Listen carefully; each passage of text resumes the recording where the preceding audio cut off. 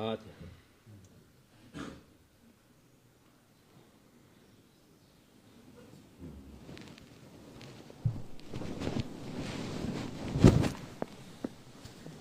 السلام عليكم.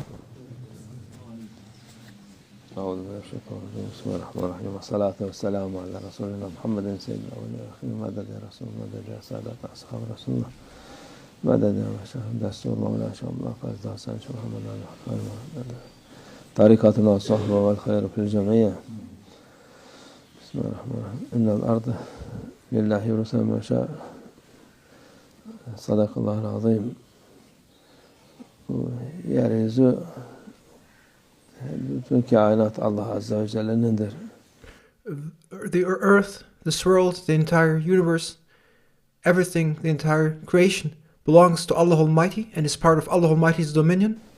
Yeryüzü için diyor bu Allah Azze ve Celle'nin mülküdür.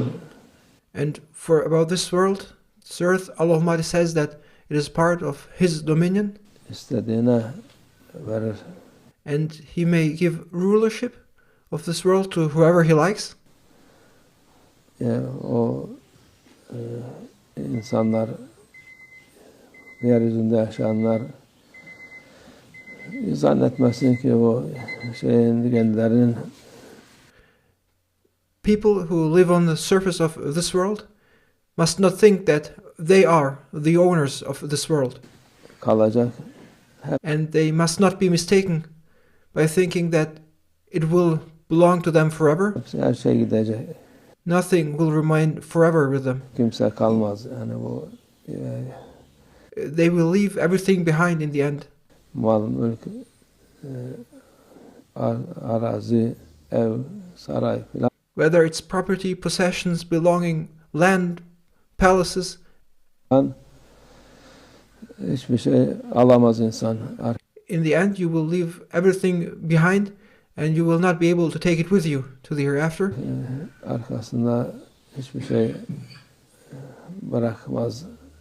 Bırakırsa başkaları alır. Nothing will be yours forever, and in the end, you will leave everything behind, and then there will come others who will then own what you once owned. Yani o Allah Azze ve Celle'nin insanlara bunu vermiş. İnsanlar zannediyor ki dünya benim. Therefore, we must be aware that it is Him, Allah Almighty, who is the owner of everything, and it is Him who decides what to give to whom. Bu mülk benim, şey benim. Gözü kapattı mı gider, bir şey kalmaz. People think that this belongs to me, this is mine, I'm the owner, but the moment they close their eyes, everything is gone. Onun için bazen insan bakıyor, ecdat bize bu şeyi bıraktı, bu kadar Allah rızası için memleketler bıraktı, cihad etti, Müslüman yaptı. We look at our ancestors, and they fought in the way of Allah Almighty, and they struggled in the way of Allah Almighty in order to spread Islam, make people become Muslims across different countries and lands, and they have made us to inherit this. Bakıyorsun ki orada küfür var, şey var. O mühim değil, mühim olan. And we look around at those places which we inherited from them, that there is now disbelief. Allah Azze ve Celle'nin kim istediğini, kimi koyacaksa Allah Azze ve Celle o yere insanları koyuyor. But it is Him, Allah Almighty, who puts people wherever He likes. Onun için Müslüman olan yerler muhakkak sahipleri Allah Azze ve Celle iyi insanlar koyar. And in Muslim places, we must know that Allah Almighty will put in those places good people. Kötü varsa onları da süpürüp götürür. And if there are bad people, Allah Almighty will sweep them away from those Muslim places. bazı yerler ecdad şehit olmuş, kanlarını dökmüşler. Our ancestors, they fought for the cause of Allah Almighty and they died, became martyrs and shed their blood. Orası İslam olsun diye. And they fought in order to make these places to become Muslim. Ondan sonra arkadan gelen kafir değil de kendi neslinden gelen, sülalesinden gelen insanlar Müslüman gibi ama And those who came after our ancestors, they were not disbelievers. They were people from among them. They were people who claimed to be Muslims. Müslümanlıkla hiç alakası kalmamış. But they did not have anything to do with Islam anymore. İnsanlıkla da alakası kalmamış. In fact, those people who followed had nothing to do with humanity anymore. Sırf nefsi peşinde, nefsi üstüne binmiş. Those who came after our ancestors were people who are only interested in following their egos and who are ridden by their egos. Koşturuyor. Nerede nefsini tatmin edecek şey varsa onun peşinden koşturuyor. Allah Azze. And those people who followed, they only look for things that can satisfy their egos and run after those things. Unutmuş, dini unutmuş. They have forgotten about Allah Almighty and the religion. Her şeyi unutmuş. Ondan sonra da and they have forgotten about everything. Hayır edecek. And they think that with their lifestyle they are going to be obtaining something good. Allah onları alır, yerlerine iyi insanlar koyar. But it is Him, Allah Almighty, who may replace them and put in their place good people. Onun için insanoğlu düşünmesi lazım ki ben bu dünyada boş boşuna yaşayıp böyle kötülük yapacağıma.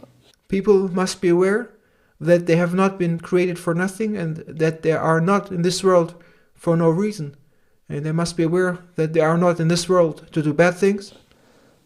Allah Azze ve Celle'den korkması lazım ki they must become aware that they must be aware of their Lord Allah Almighty. Onların yerine daha iyi insanlar getirecek de Allah Azze ve Celle. And people must know that Him, Allah Almighty, may easily replace them with good people. İman edenler insanlar getirir. Allah Almighty may replace them with people who believe in Him. Bu mühimdir. Bütün Müslümanlar şeytanın peşinde koşmaya başladı. This is very important to know. When you look at all Muslims now, you see that they have started to run after shaitan. Çok Müslüman 1 milyar derler, 2 milyar derler ama kıymeti yok. The quantity of the Muslims is enormous. They say 1 billion, 2 billion, but their numbers have no value. Ne için? Çünkü nefislerin peşinden. And why is that? Because they run after their egos. Müslüman gözükse bile gene en ufak bir şeyde nefsine uyar. Even if they appear to be Muslim and look like a Muslim, when there is the slightest opportunity, they run after their egos. Nefsinin istediğini yapar. And if there's the slightest chance, they do what their ego desires. Allah muhafaza etsin. May Allah Almighty protect us. Bizi nefsimizin şerrinden muhafaza etsin ki May Allah Almighty protect us from the evil of our egos. Bu ecdadımızın emaneti bizdedir. Onlara We must know that what we've inherited is what our ancestors have lived for, and we have now inherited that sacred trust. En iyi hediyeler Allah yolunda olmamızdır. And in order to live up to that sacred trust is to follow the way of Allah Almighty. That is the greatest gift we can give back to our ancestors. Allah yolunda olmasak onların da sana bir faydası olmaz. And if we don't live and don't follow the way of Allah Almighty, then we must know that we cannot expect blessings and no benefit from our ancestors. They cannot help us then. Sana yardım etmezler.